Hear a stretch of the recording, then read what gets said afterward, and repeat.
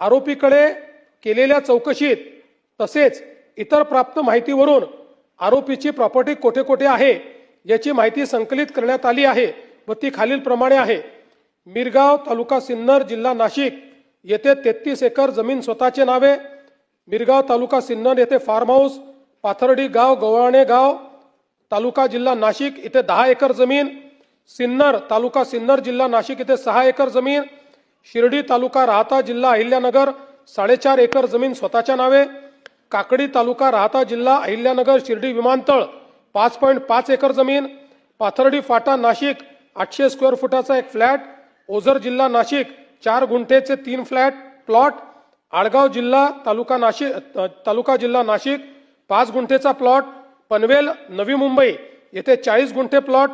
Canada corner Nashik येथे office 180 square foot, Sangamner जिल्हा अहिल्यानगर येथे मुलगी सृष्टी नावावर 11 गुंठे प्लॉट, पुणे येथे मुलीच्या नावावर प्लॉट, कर्मयोगी नगर नाशिक येथे बंगला, शिर्डी तालुका राहता जिल्हा अहिल्यानगर येथे पार्टनरशिप मध्ये साई सिल्वर ओक मंगल कार्यालय, सिन्नर तालुका सिन्नर जिल्हा नाशिक येथे 5 जणांमध्ये मिळून 6 एकर जमीन, स्वतःकडे 12 तोळे सोने, पत्नीकडे 20 तोळे सोने, पत्नीच्या नावे डीमॅट अकाउंटवर 1 ते 2 लाख गुंतवणूक, एकूण बँक खाते 5, ICICI, युनियन, सारस्वत, विश्वास कोऑपरेटिव्ह, SBI अशा प्रकारे 40 कोटी 87 लाख रुपयाचे बाजार मूल्य। आरोपीकडे कौशल्याने विचारपूस करून वरील माहिती प्राप्त केली तसेच त्याचे सीए कोण आहेत, त्याने कोणत्या देशात प्रवास केला याची माहिती प्राप्त केली ती खालीलप्रमाणे आहे।